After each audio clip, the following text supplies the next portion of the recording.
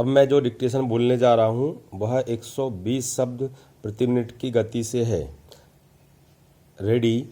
अध्यक्ष महोदय, सरकार देश में खेती का विकास, कृषि का विकास करने के लिए काफ़ी कोशिश कर रही है। अब हमें देखना है कि सचमुच में पैदावार कितनी बढ़ रही है और खेती के नए तरीकों का किस प्रकार से प्रयोग किया जा रहा है। मेरा सुझाव है कि सरकार इस चीज़ की जांच के लिए एक कमीशन नियुक्त करे। वह कमीशन किसानों की हालत को देखे और यह भी देखे कि खेती पर कितना खर्च होता है और खर्च को निकालकर किसानों की बचत क्या है। तभी कोई एक सही निश्चय पर हम आ सकते हैं। इसके बाद एक बात मैं और कहना चाहता हूँ। हमारे यहाँ गन्ने की समस्या बहुत कठिन है। गन्ने के दाम ठीक तरह से नहीं मिलते हैं। सरकार के हिसाब से तो दाम ज़्यादा मिल रहा है, लेकिन मैं समझता हूँ कि किसान का खर्चा इतना बढ़ गया है कि इसका खर्चा निकालना मुश्किल हो रहा है।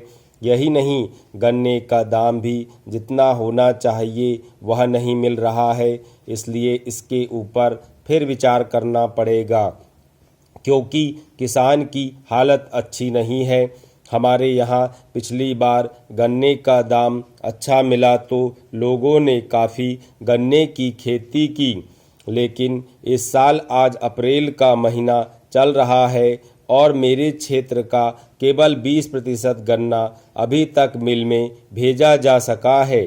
हम कहते थे कि गन्ने की पैदावार काफ़ी है, मिल वाले कहते हैं कि काफ़ी नहीं है। मैं नहीं समझ सकता हूँ कि यह बात कहाँ तक ठीक है। एक बात मैं और कहना चाहता हूँ। सरकारी खेती के ऊपर से जनता का विश्वास कम होता जा रहा है। सरकारी खेती से कोई लाभ नहीं दिखाई पड़ता है। किसान समझता है कि सरकार यह खेती केवल अफसरों के भाई और दोस्तों को नौकरी देने के लिए चला रही है। यह सचमुच में ठीक मालूम पड़ता है। सरकारी खेती में किस प्रकार से काम हो रहा है उसका मैं एक उदाहरण दे रहा हूँ। हमारे ज़िले में एक बड़ा फार्म चल रहा है। उसमें सरकार की काफ़ी पूंजी लगी है। मैं देखता हूँ कि उसमें कभी भी इतनी पैदावार नहीं हुई कि उससे वहाँ के कर्मचारियों के वेतन का खर्च भी निकल सके। श्रीमान, ऐसी खेती से क्या लाभ? क्या यह किसानों के लिए अच्छी खेती का उदाहरण हो सकता है? सबसे ज़्यादा ज़रूरी विषय पिछड़े वर्ग के लिए शिक्षा की व्यवस्था करने का है। उच्च स्तर पर इसके बारे में जब तक कार्यवाही नहीं की जाती तब तक उन लोगों में शिक्षा का विकास नहीं हो सकता। शिक्षा के क्षेत्र में अगर उनका विकास करना है तो उनके लिए छात्रावास की व्यवस्था करना बहुत ज़रूरी है। उनको मुफ्त किताबें, भोजन और कपड़ा दिया जाना चाहिए। तभी वे लोग अपने बच्चों को शिक्षा के लिए भेज सकेंगे और उनके स्तर में सुधार हो सकेगा। पिछड़े क्षेत्रों में, खासकर पहाड़ी क्षेत्रों में, पहले तो स्कूल ही नहीं होते हैं।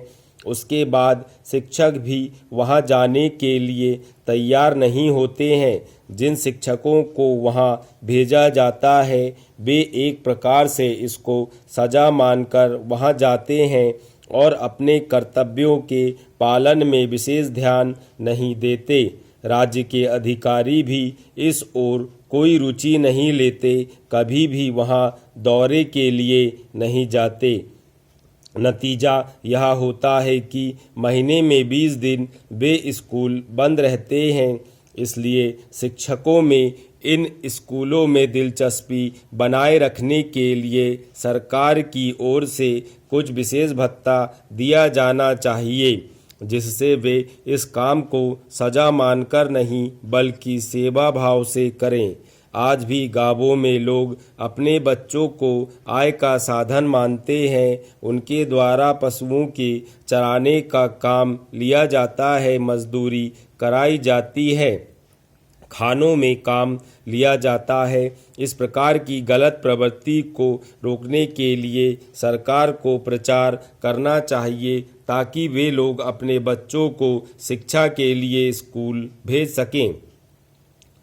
राज्यों में जो स्कूल हैं उनका स्तर आजकल बहुत गिरा हुआ है। वहाँ पढ़ाई की तरफ बिल्कुल ध्यान नहीं दिया जाता है। कई जगहों पर आपने केंद्रीय स्कूल खोले हैं।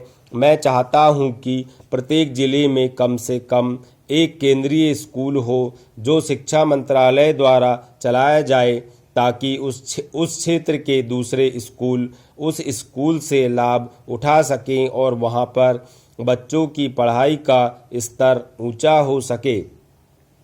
दोपहर के भोजन के संबंध में पिछले बजट के समय सरकार की ओर से घोषणा की गई थी। मैं नहीं जानता कि उस योजना को कहां तक कार्यान्वित किया गया है। जहां जहां इस समय भोजन लाभ दिया जा रहा है, उस भोजन में पौष्टिक पदार्थ नाम की कोई चीज़ नहीं।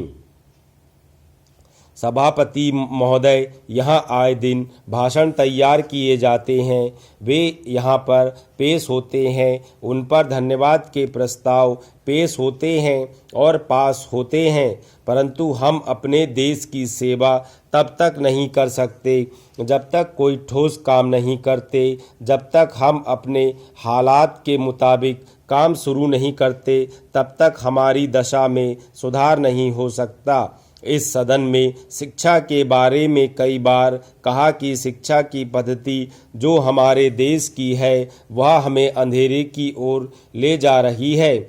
वह शिक्षा जिसके द्वारा इस देश ने संसार भर में गौरव प्राप्त किया था, वह शिक्षा जिसके द्वारा संसार ने हमें गुरु माना था, वह आध्यात्मिक शिक्षा जिसके द्वारा हमारा संसार लोहा मानता था, उसे हम त्याग रहे हैं और अब हम दूसरी शिक्षा की तरफ जा रहे हैं। हमारे बच्चे अपने इतिहास को छोड़कर दूसरों मुल्कों के जापान, अमेरिका आदि के इतिहास को पढ़ने में रुचि लेते हैं। हम अपनी चीज़ों को छोड़कर पश्चिम की नकल कर रहे हैं। मैं विश्वास नहीं कर सकता हूँ कि जिस रास्ते पर हम चल रहे हैं वह हमें कहाँ पर ले जाए।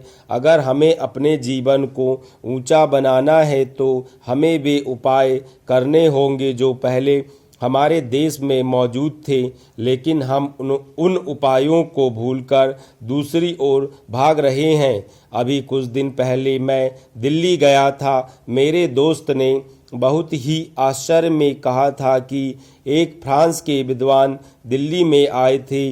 उन्होंने किसी जनसभा में भाषण दिया और शुद्ध हिंदी में भाषण दिया। मैंने बड़े गौरव के साथ जाकर उनका धन्यवाद किया। जब मैंने धन्यवाद अंग्रेजी में किया तो वह कहने लगे कि क्या आपको हिंदी नहीं आती है? आप हिंदी में धन्यवाद क्यों नहीं करते? मेरे मित्र शर्म के मारे मुंह उठा ना सके। मैं अर्ज करना चाहता हूं कि बाहर के विद्वान हिंदी में यहाँ आकर भाषण देते हैं और यहाँ के लोग अभी भी अंग्रेजी में बोलने पर गौरव करते हैं। यह किसी भी भारतवासी को शोभा नहीं देता। हर देश का जैसे अपना नाम आवश्यक है, वैसे ही अपनी भाषा। वह देश अपने में अधूरा है जिसकी अपनी कोई भाषा नहीं। अंत में मैं यही कहूँगा कि यदि हमें उन्नति करनी है तो अपने पुराने गौरव को और अपनी जनभाषा को पुनः लौटाना ही होगा।